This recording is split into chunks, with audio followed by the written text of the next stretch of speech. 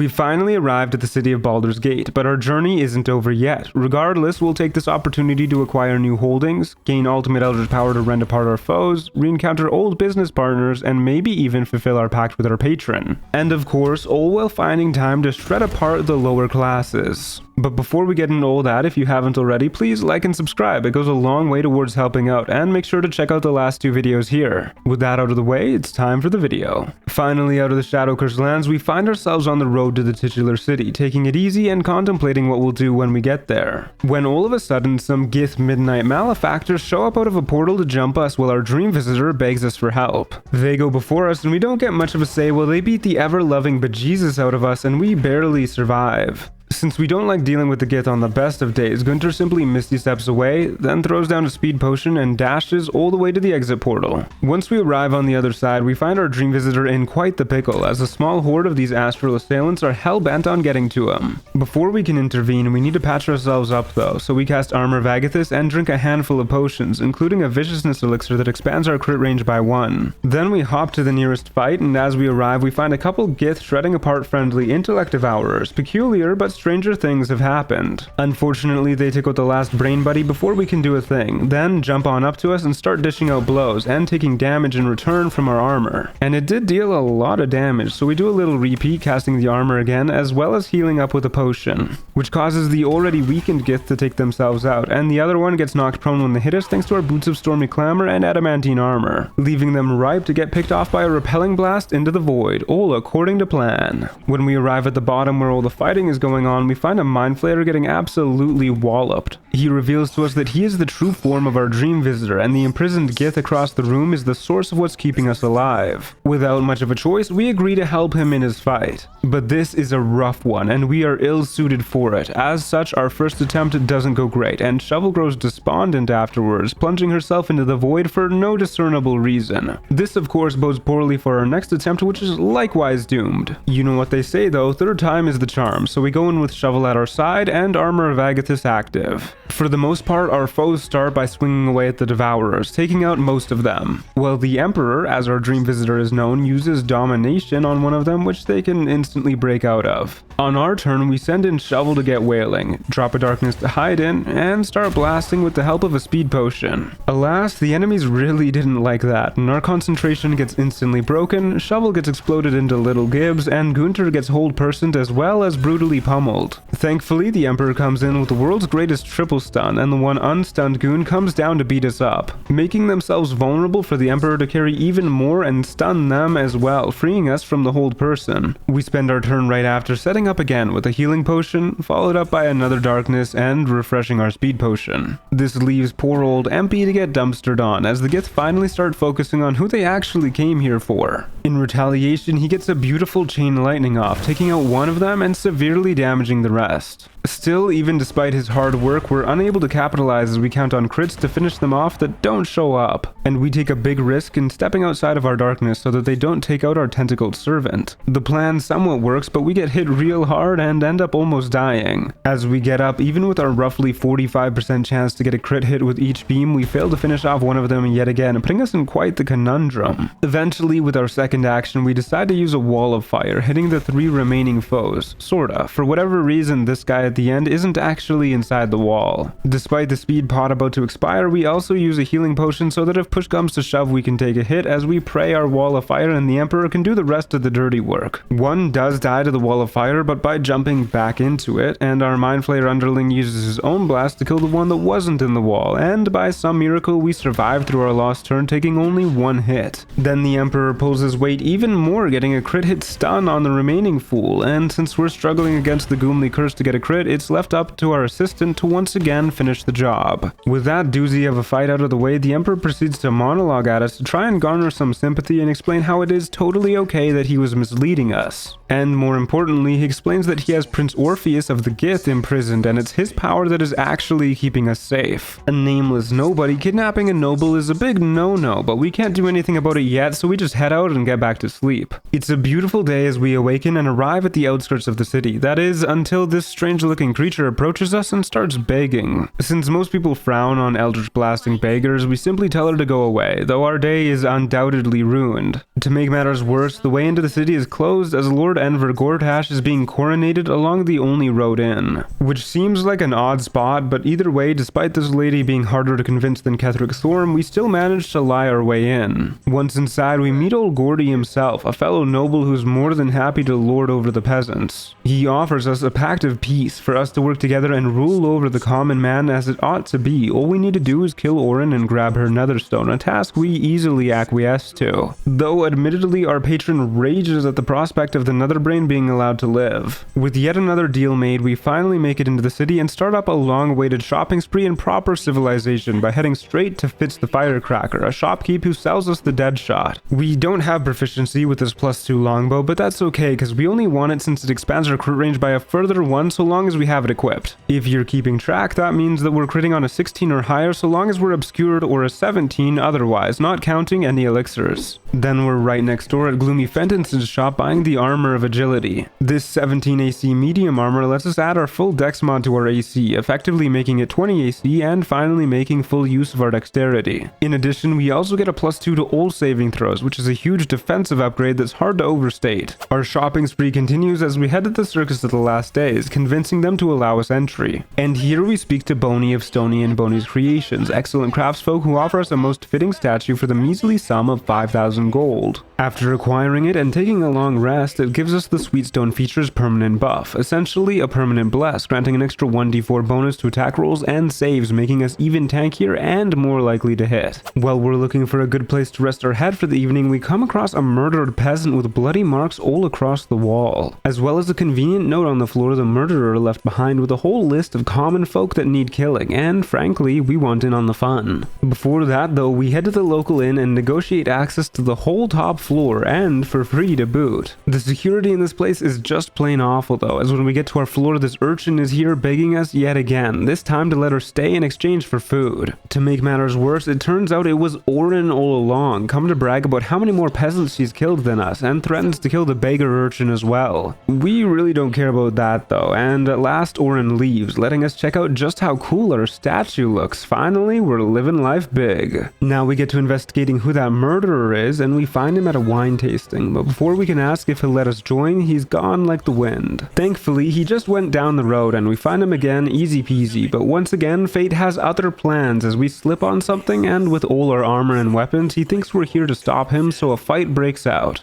Gunter starts off by casting a Hunger of Adar on most of the combatants, slowing him down and dealing good damage. But they start to fire darkness arrows off inside of it. At first, I thought this was just AI being wonky, but it's actually them using an exploit that somehow removes the blinded condition from them, letting Delore the assassin throw paralysis poison at us, but we make the save since we took off the risky ring beforehand. Next turn, we move a little further down and head into a side room before dropping another hunger in the hopes this one will actually blind them. Lo and behold, it actually does work, and we get blasting in this narrow staircase that turns out to be a dead end. The enemies for their part just continue to bumble about in the hungering dark, so we spend the next few rounds blasting away, ticking down their health bit by bit, mainly targeting whoever's closest, until a roaming patrol of guards outside sees what's going on through the windows and jumps to the aid of the rich and powerful, as expected. From here, the fight becomes a lot more simple since most of the baddies decide to double back through the hunger towards the guards, leaving us to start finishing off whoever is lowest health. The guards, meanwhile, do their own good bit of slaughtering, even taking out the main assassin himself. His horrible henchmen join him in the great beyond not long after, and that is that. One reward for this fight is level 9, increasing our proficiency bonus up to +4, our spell slots up to level 5, and letting us learn a new spell in the form of Hold Monster. We also get the Minions of Chaos Invocation granting us Conjure Elemental. I'm not gonna lie, at this point most spells we have aren't gonna be getting used, though Conjure Elemental is still nice to have on occasion. But only on occasion, since I don't really want this to turn into a summoner build despite how good we're becoming at it. Our other rewards are a bag full of hands and another note telling us where to go next and giving us a nice secret passcode to go with it. So we head to the secret door listed on the note, use the secret passcode, and wind up in a secret Bhaalist crypt, wherein we find the murder tribunal being led by none other than the Bhaalist Bane of Baldur's Gate, Sarevok Onchev. We let him know we'd love to join their little cult and murder the common folk, but they put us through a test first and ask us how we killed, this guy. Only problem is we didn't kill this guy, he's just one of the hands in the bag we stole, but after no saves coming whatsoever, no siree, we managed to lie our way through. All we gotta do now to become a proper Bhaal and Bhaalist is murder a Celestial, and that ain't a problem. As simple as that, we're baptized in the blood of our lessers, at the same time gaining access to Orin's hideout. That's not our only reward though, we also get a chat with the Echo of Bazigal, a shopkeep that sells us the Craterflesh Gloves. These gloves are a little wonky. Normally they make it so when you crit you deal an extra 1d6 that then gets doubled because it's a crit. But with Eldritch Blast there's a strange interaction that simply makes it so every crit hit triggers an extra Eldritch Blast beam entirely, effectively dealing 2d10 plus charisma damage and triggering our mortal reminder feature. I can't imagine this isn't a bug, but with or without this bug, these gloves are insanely good for us. Before we can continue on any further, if we're gonna be murdering folks, we gotta do it looking good, so we get a style and fit and a rocking hairdo to boot. Look out, Baldur's Gate, Gunter Goomley III is back in town and he means business. Speaking of the town knowing about us, we encounter a journalist in the street who implies tomorrow's newspaper is gonna headline with something vile about us, and that can't stand.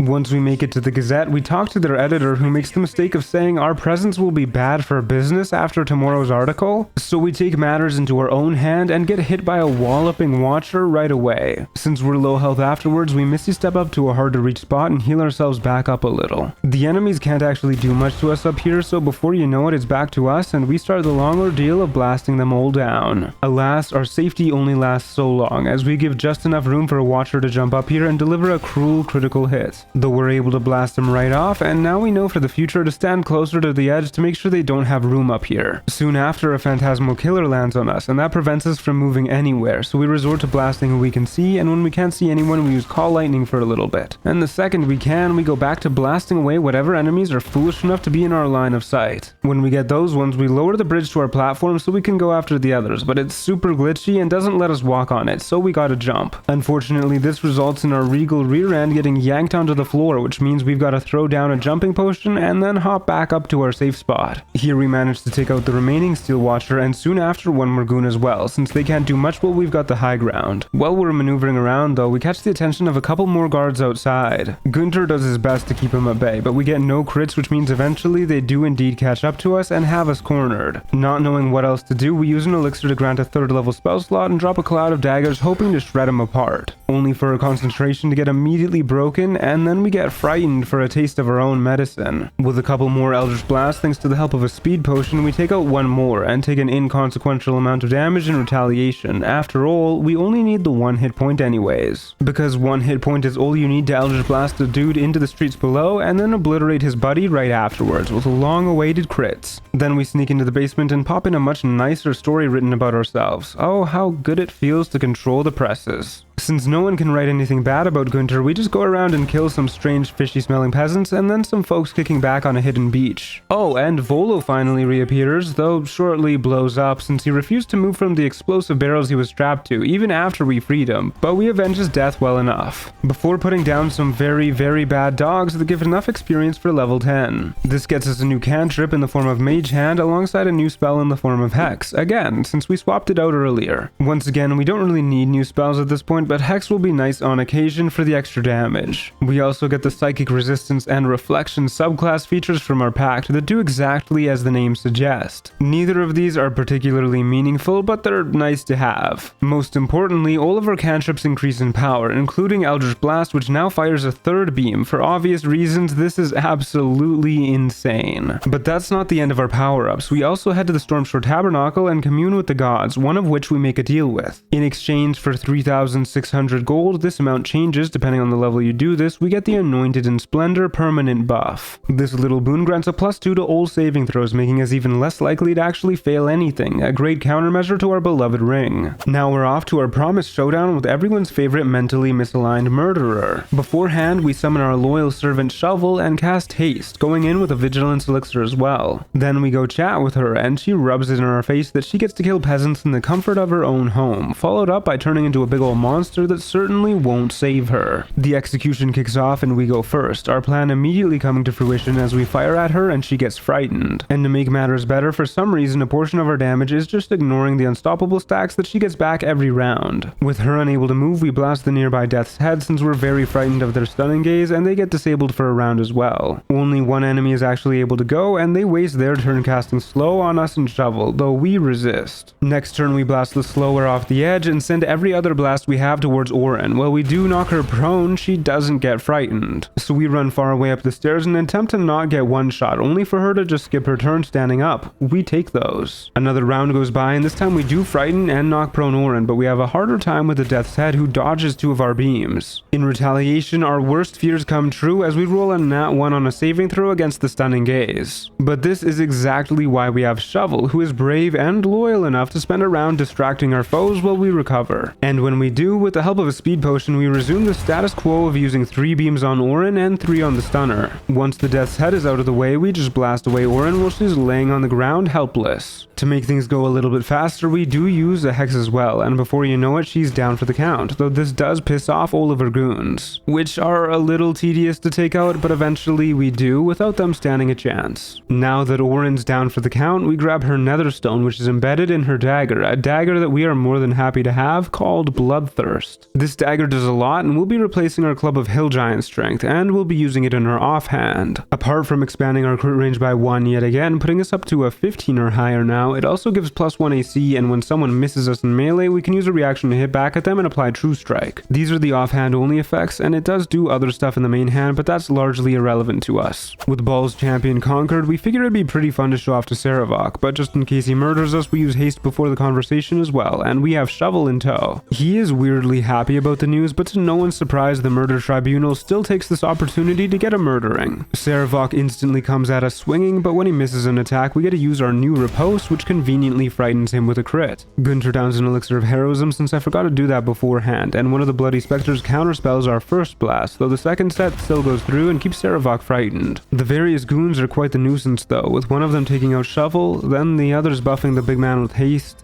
healing him up, as well as giving him Sanctuary. Not to mention the counterspells keep up, which is just plain rude. So we resort to summoning a fire elemental in the hopes Sarevok will break his Sanctuary against that. In the intervening turns though, the murder squad casts Warding Bond on their boss, making him even tankier, and they slow our elemental servant. Only for the Bane of Baldur's Gate to come running up to smack us around a bit more. When it's back to us, we risk the opportunity attacks and try and blast the big man, just to get counterspelled through 30 feet of solid wall. Still, our second blast does frighten him, buying us some time while our elemental starts messing with his goons, all the while we're burning through health potions. Thankfully, we finally get a bit of a reprieve with one goon missing us and another recasting haste on Sarevok. And we finally fire off a blast that doesn't get counterspelled and frightens, letting us focus on taking out the nuisance who's been pestering us this whole way, while our flaming pal continues to be a nuisance of his own. Unfortunately, at this point they recast Sanctuary on the head honcho, which makes things a bit trickier. We try and get him to swing at our summoned companions to no avail, but we can still blast the person next to him, and since the frighten is an AoE, he still gets stopped in his tracks, at least for now. Then we finally manage to take out the Echo of Abazigal, granting a buff to Sarevok in the process that makes all his hits deal max damage, which is mildly concerning as he lands a whopping 4 hits on our flaming fellow right after, but it's still standing strong. Now we can focus on obliterating the big man since there's no one else to really damage us, and the Sanctuary Lady even gets taken out due to her Warding Bond. After a few more rounds of blasting away, with Fire Alley getting in on the fun too, and Sarevok screaming like a baby, we take him out and there's nothing he can do. His last goon also falls a moment later, as easy as pie.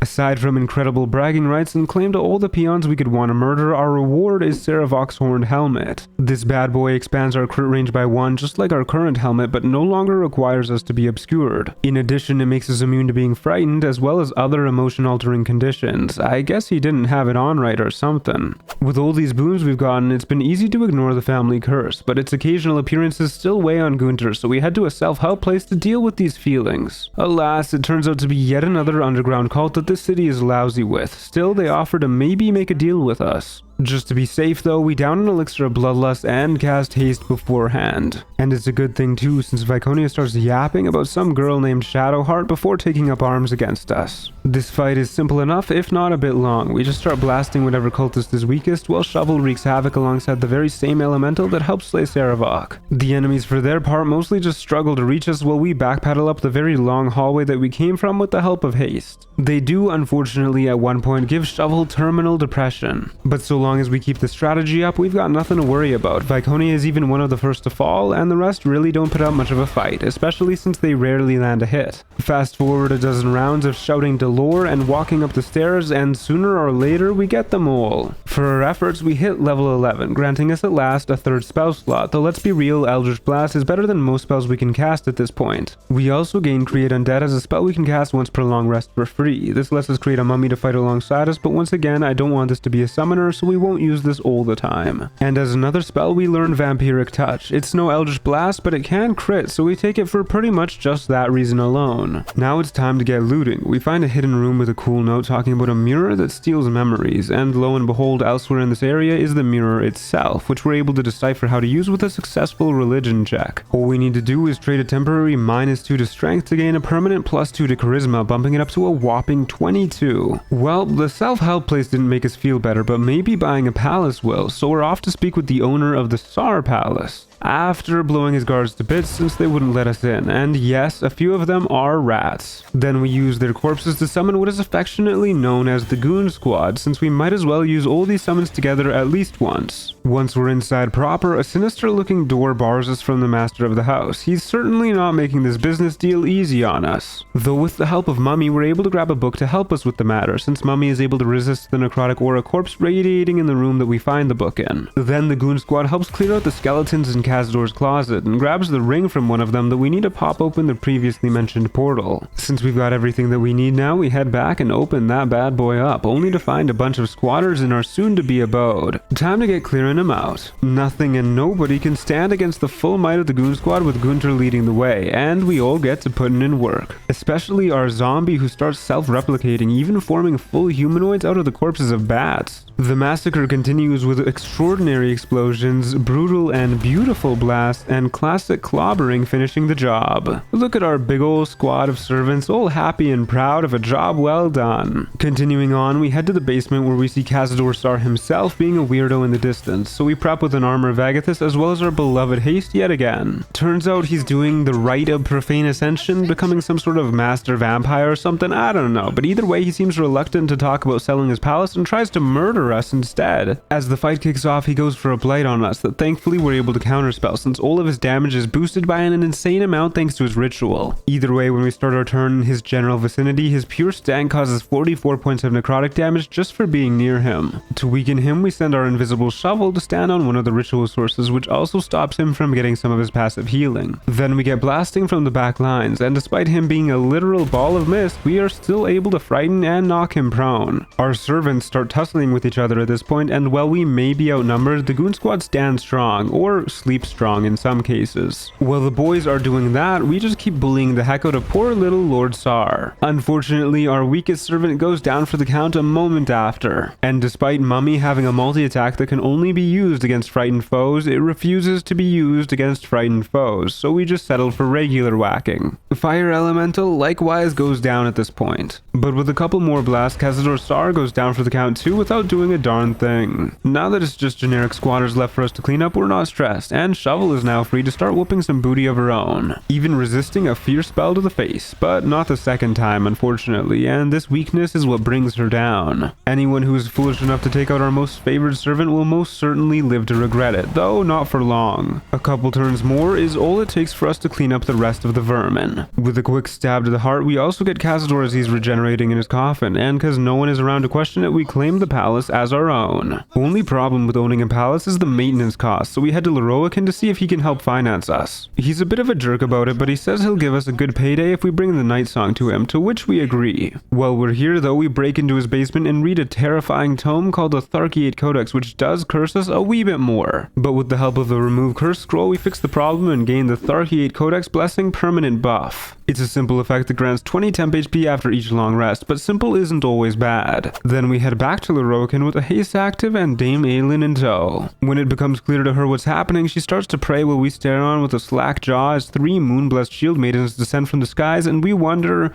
Why couldn't she have done this versus Merkel? Regardless, the fight kicks off and each of the Moon Maidens starts concentrating on a moving globe of invulnerability on Aelin, so we've got to take them out first. Leroic and Myrmidons prove themselves useless right out of the gate, so this fight is going to be mostly on us. They are admittedly pretty fantastic meat shields, however, so we can blast with relative impunity. And even though normally we'd get hit with a brutal retaliation dealing 12d12 radiant, I think knocking them prone messed with this since they never really do it and the first of 3 goes down. This routine keeps up for a little while as our meat shields start to get taken out, though some of them prefer to just stay in combat despite being reduced to 0 hit points. Unfortunately, at one point we try and move away from the mediocre Moon Maidens and one of them manages to break our concentration. But even when they wail on us afterwards, we stay standing thanks to our radiant resistance elixir that we took beforehand. Since we're in a bit of a pickle, when we gain control again we cast darkness on ourselves to hide out in while we recuperate. Leroican meanwhile devotes his full firepower to shooting at the invulnerable Aelin.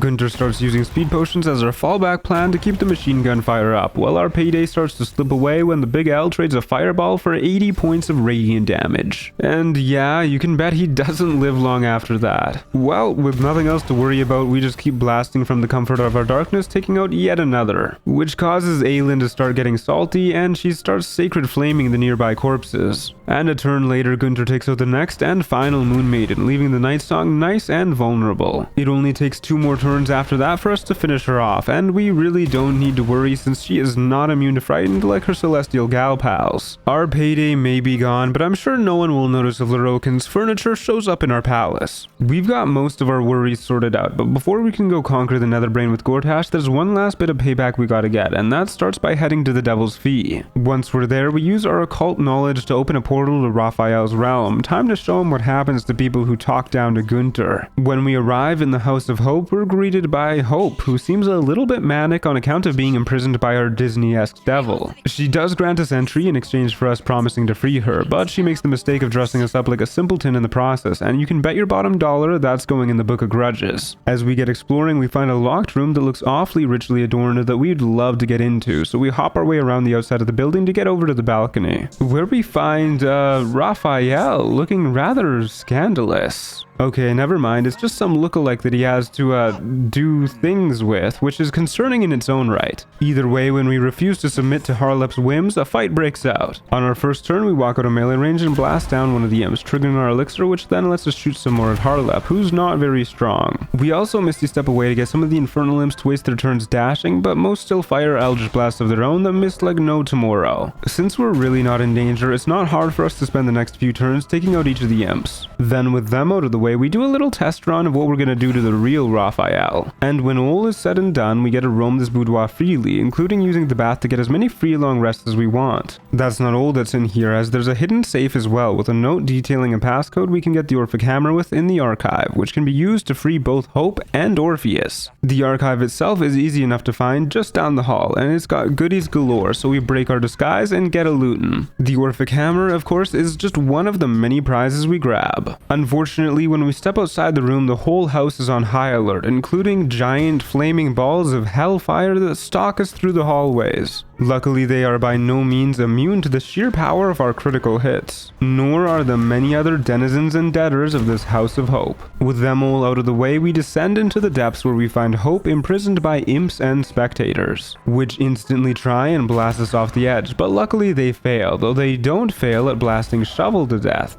We start by thinning down the horde to fuel our bloodlust, while trying to take out the spectators as fast as possible since they can paralyze us, before jumping back to a much safer area. It's a good thing too, because we get paralyzed right after, then blasted a few times, bringing us decently low health and pushing us back. But when it's back to Gunter, we manage to finish off the first of the spectators and use a potion to heal up. Well, we do feel a lot safer. Another paralysis gets us good, and we take so many hits over the next few turns that we have to resort to using counterspells just to keep alive. When we regain control of our body, we start taking out the other imps to ensure this doesn't happen again, and the spectator doesn't even try and paralyze us after they're gone. So we're able to finish it off with a few more blasts and then blow up the remaining imp that stayed in the main chamber. During this fight, we gained enough experience for our final level, for which we take Shatter as our final spell to have some non-concentration AoE just in case. And our final Eldritch Invocation ends up being Dreadful Word, which lets us learn Confusion as well. Once again, just kinda cause why not at this point? For our final feat, however, we take Tough, which increases our hit points by 2 for every level, effectively granting us 24 more max HP to ensure we don't get one shot. Now that we've achieved our ultimate form and our curse is at its weakest, it's time to free Hope and fulfill our bargain with her. Before we head to the exit, we make sure we're prepared, summoning the entire goon squad, though they won't last long, as well as dropping Armour of Agility. Not to mention a mirror image and haste as well to maximize damage. On our way out, the expected master of the house returns, alongside whoever the heck this lady is and our old pal Orin-ge, who's really strutting his stuff. Since we helped him out earlier, he proves to be surprisingly honorable and deigns to join our side instead, since he views us in a similar light. And then, as all fights do, this one kicks off. Starting with Orin-ge absolutely clobbering whoever that lady was, and then dipping out a half second later. The Cambion cronies for their part mostly just miss us rather pathetically, but Raphael himself incinerates the heck out of the goon squad, instantly killing both Shovel and Mummy, only for Zombie to join them in the Great Beyond soon after, and we also take a few hits to the face. When our side finally gets a turn, we start with Hope using Revoke Guest status to disintegrate one of the Cambions near us. Then we get her to Mass Healing Word to fix up the gang, and use her to provoke opportunity attacks so that we won't. Gunter then uses a couple Eldritch Blasts to try and take out one of the pillars and damage another, but we fall just a little bit short with a bad roll. So we fly far away with a potion and get Earth Elemental to stay behind and finish the job, taking out one which reduces Raphael's dex score and makes him deal significantly less damage. Orin-ge continues to be a mild annoyance, Hope gets crit again and dies for realsies, and Earth Elemental gets obliterated by one of the Dweebish Devil's supercharged spells. On our turn, we fly back in and finish off the second pillar, further weakening our Singing Devil to the point where we're no longer worried about being one-shot, letting us use our second action to blast the big man himself, frightening and knocking him prone with the classic combo, before of course flying far, far away. Unfortunately, the family curse kicks in big style as one of the Cambions gets us with a crit hit, then we roll a crit fail on our concentration check, which is the only way we could have failed it. To make up for it, Raphael skips his turn as he's too busy just standing up, and the others continue to whiff pretty much every attack. It's clear at this point once we get it to be a one-on-one, we're not worried, so we down a speed potion to try and take out the servants as fast as possible. Meanwhile, Orin-ge is doing his best to stand strong, but does ultimately turn into a puff of smoke. Our vengeful massacre continues after he falls, but it's a little tricky since our elixir refuses to proc as reverberations, getting all the kills. This keeps up for the next turn as well, and it's starting to get a little infuriating. The turn after, however, Raphael has finally moved into range, so we hex him and fire a blast at him and a Cambion, leaving just one goon left. With a couple more blasts in the same turn, we really start bullying him as well. Alas, it doesn't keep up as we get a triple miss next turn, which is a bit flabbergasting honestly. But either way, it's the last turn of our last speed pot, so we use a haste spore grenade to end the condition without skipping our next turn. It also gives us haste for a few more turns, letting us finish off the last Cambion and officially bully Raphael to no end. He does get free for a turn long enough to summon a dude, but we just use said dude to fuel our elixir and finish off the not so powerful devil. And then we take out the hellsboar that said dude gave birth to upon death. Even Raphael can do little more than fall to his knees in fear at the sight of our all-powerful eldritch strength. Now all we have to do is take our netherstones to the Elder Brain and end this adventure once and for all. We finally have that chat with Gordy, but when we tell him about how we took out Orin, he threatens us to hand over our netherstones in order for us to work together, only to reveal he was just having a little goofball guffaw to make sure we were as cool as he thought we were. Then he tells us all about how to get to where the Elder Brain is hiding and lets us know that he'll meet us there. Sure enough, we find him awaiting us in the sewers, and it seems we've little time left as the brain will soon be far out of our ability to control it. A little further into the dark and we find the brain itself, looking larger than ever before and evidently more powerful than ever before as it draws us into its psyche. Regardless of how well we use the stones though, it seems to have absolutely no effect on this brainiac behemoth. Turns out this was its plan all along, in order to gain freedom and absolute power that it now uses to dispose of our good pal Gortash, and I fear we might be next. Before it should take us out, the Emperor arrives just in time to save the day and whisk us to safety, like any good servant would. While we're regrouping and recuperating, we realize now is the best time to free Orpheus and make it clear that no peasant should imprison one of noble birth. But this just causes the Emperor to immediately leave and deliver a quick breakup speech. Well, it's no skin off our teeth since we can just free Orpheus right after he's gone. Though once we do, he's not too pleased with how events have turned out, especially so since it seems one of us must become an illithid if we hope to use the Netherstones to defeat the Netherbrain. But hey, at least we aren't the one that has to do it. Orpheus bites the bullet for the team. Once we exit the astral plane feeling ready, we get a good look at the city and realize it's not doing so hot. This brain better not have messed with our new palace. In the building right next door to where we pop out, we find Bjorn giving a rousing speech to literally just withers. We give our own little addition to the speech and the invisible crowd goes wild. With that, it's time to make our way towards the final showdown, but first we've got to get through the small battalion in our way. Orpheus gets obliterating the masses with his brand new Mind Flayer powers, and we focus on the bigger threats, singling them out and tearing them apart. And as quick as a poor man blows through his paycheck, the fight is over. A little down the way, we get interrupted yet again by a full-blown Nautiloid this time that's trying to prevent our climb to the base of the brain. We're not worried though, because we could just blast open the door in the way and have Orpheus fly up through the rubble to trigger the cutscene. Now it's time for us to get a climb into the top of the brain where we'll be able to do some real damage. When we get up there, who should show up but the Emperor riding a red dragon to bar our path, despite devoting his whole life against this thing. And so the final showdown begins, and we've got a plan. We start by casting haste on ourselves, then with our extraction, a dimension door scroll takes us most of the way towards our goal. Then with a misty step we trigger counterspell from everyone in the area who's capable of it. They just really don't want us going anywhere. This lets Orpheus use a Globe of Invulnerability scroll with impunity to begin channeling the Netherstones in safety. A facsimile of our Dream Guardian does try and stop him, but we have a counterspell of our own for that. The various Mind Flayers all try and stun him as well, but he's a tough cookie, and with the elixir of heroism we gave him beforehand, he stands through it all. Meaning when it gets back to him, the portal through the Elderbrain's psyche opens up, making it vulnerable at last. Once we're both inside, Orpheus uses Fierce Perilous Stakes on us, expanding our crit range by a further 5 and making it so each hit we land deals an extra 15 psychic damage. Then we get a blasting, only to instantly get mind broken and have our haste fall off, ending our turn in the process. Next round though, we get 2 more Perilous Stakes put on us, and yes, the damage stacks, letting us unleash the world's ultimate Eldritch Blast that would make even our patron blush. And then something unexpected happens. The brain begs for its life, surrendering and offering a deal. We could control it, take its power for ourselves, rule over all. But what of our curse? Will we ever truly be rid of it if we don't fulfill the pact with our patron? No. Instead, we choose to destroy the brain once and for all, freeing us at last of brain parasites, curses, elder brains, pacts, and patrons. Now no one will rule over Gunter Gumli III ever again. I can't thank you all enough for watching yet another series. Here's the stats for this act. Gunter was a fun one, but I'm ready for the next challenge, which is going to be a Lone Wolf Honor Mode run starting live tomorrow at 8 AM Mountain Time, so stay tuned for that. In the meantime, thank you again so very much, and a special thanks to our Storyteller tier members, Bunny Warren, Player 5, Damon, Larry Renzokukin, The Big Yeet, LaFay, Mark Rainbow, Garrett Sapp, and Rat King.